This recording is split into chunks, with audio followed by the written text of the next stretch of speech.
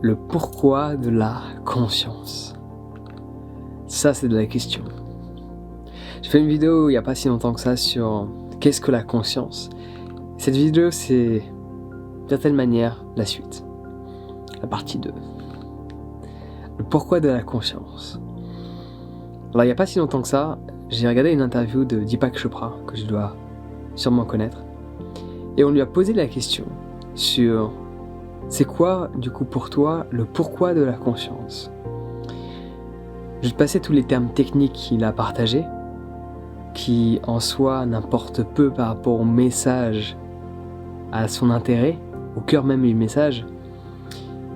Il a répondu que le pourquoi de la conscience, c'est de s'expérimenter elle-même.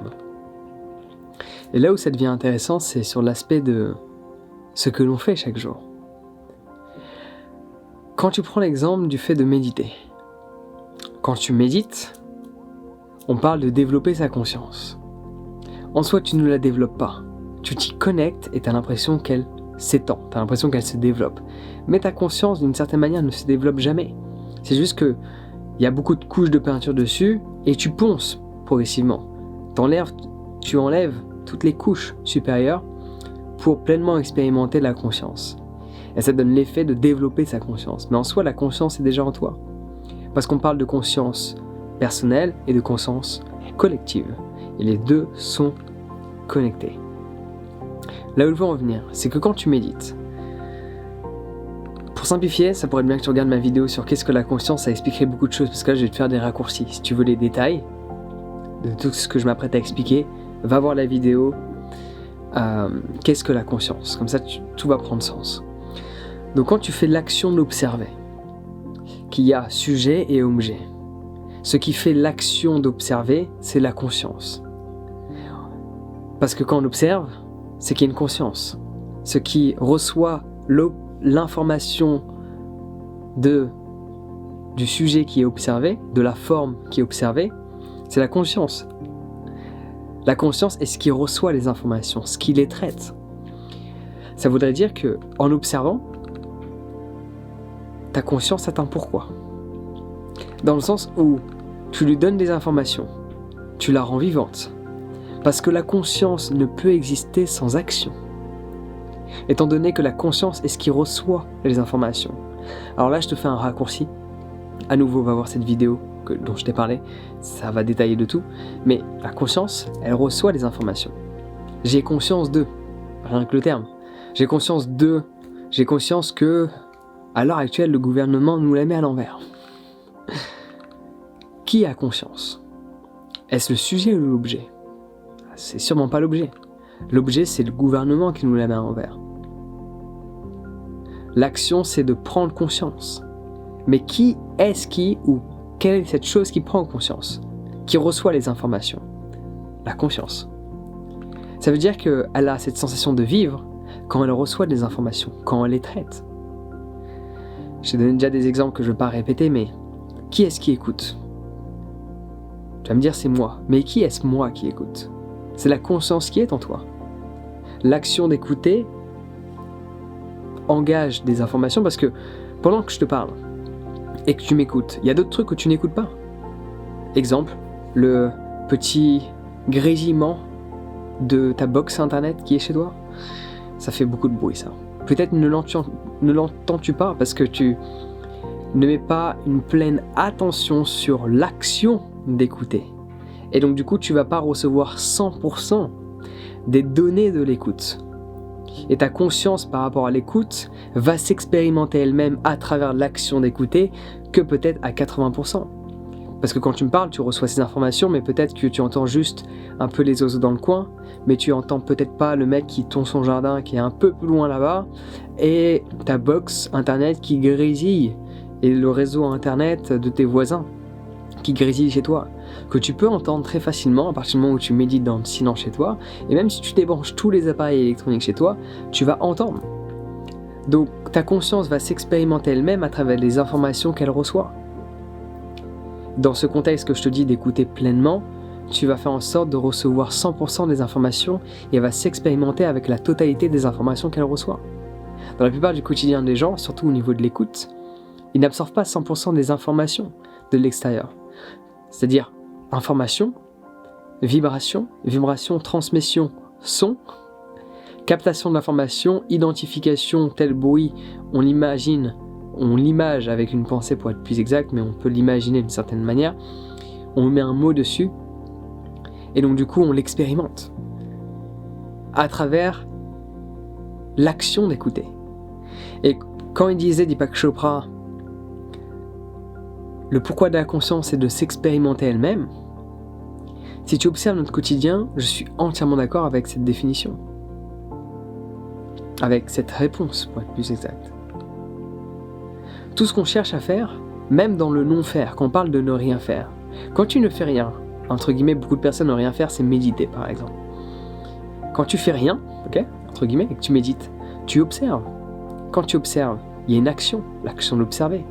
Il y a quelque chose qui reçoit les informations de l'observation. Il y a un ressenti. Par ce fait, qu'est-ce qui a ce ressenti? Qu'est-ce qui expérimente le ressenti?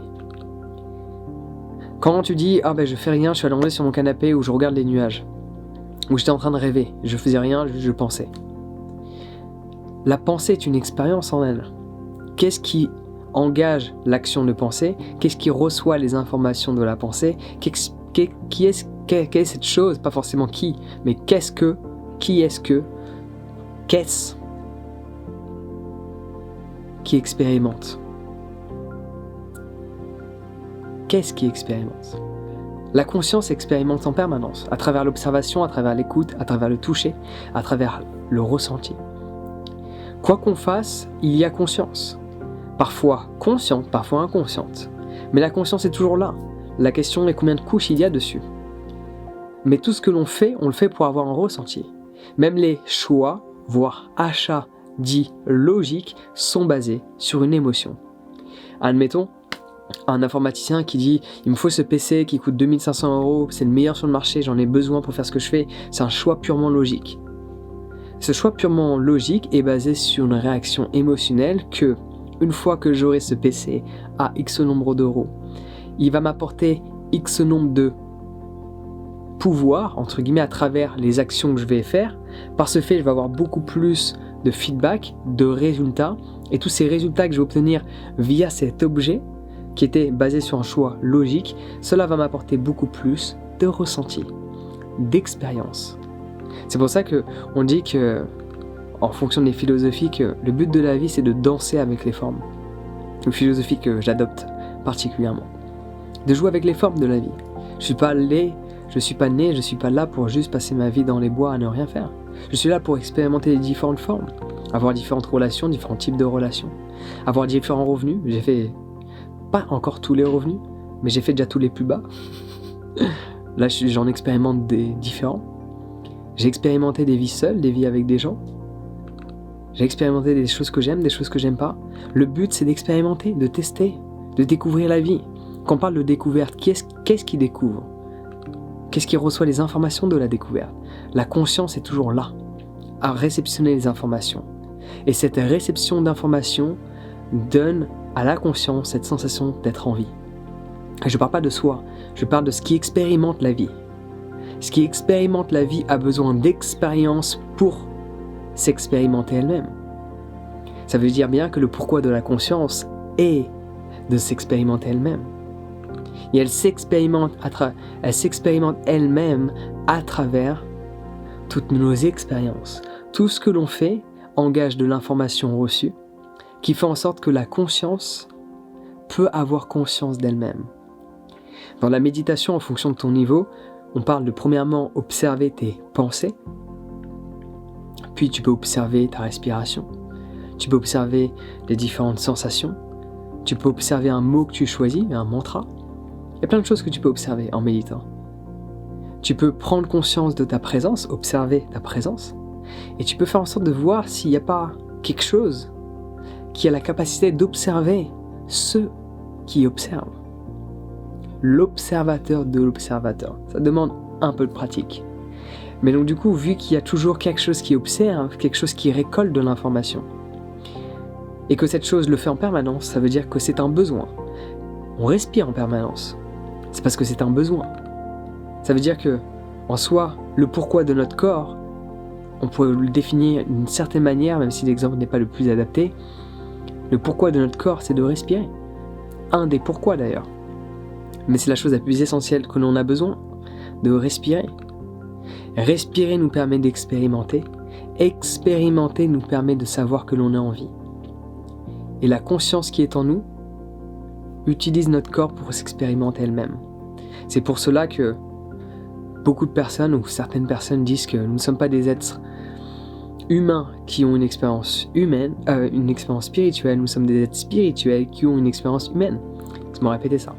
C'est le même principe. Donc le pourquoi de la conscience est de s'expérimenter elle-même, et ça rejoint énormément la philosophie de nous ne sommes pas des êtres humains qui ont une expérience spirituelle, nous sommes des êtres spirituels qui ont une expérience humaine. Et à travers notre spiritualité, c'est-à-dire qui nous sommes, cette conscience, veut s'expérimenter elle-même à travers le fait de jouer avec les formes de la vie. C'est pour cela qu'on est constamment dans la création de notre environnement. Donc j'espère que le tout prend sens, mais forcément si tu as un certain nombre d'heures de pratique de méditation, ça va t'aider à comprendre cet aspect d'observateur. Je te recommande de regarder la vidéo que j'ai partagée précédemment sur le sujet de qu'est-ce que la conscience. Ça permettrait d'avoir l'ensemble du sujet relié à ça. Et également, je te recommande de t'inscrire à ma formation sur la méditation, qui est la meilleure que tu peux trouver sur le marché actuel. Et je n'ai aucunement peur de l'exprimer, parce que je sais que cela est le cas, par A plus B. Donc clique sur le lien dans la description si tu veux t'inscrire à ma formation sur la méditation, où je te partage une multitude de techniques de méditation, d'ancrage, d'observation, de ressenti, voire même d'expression à travers le ressenti, et même vice-versa, et des techniques de respiration. Chose qu'on n'a jamais appris, à respirer. Mais on pense qu'on sait respirer. Inscris-toi et tu verras. Sur ce, prends soin de toi, on se retrouve directement de l'autre côté sur mon site internet, et je te souhaite une excellente journée.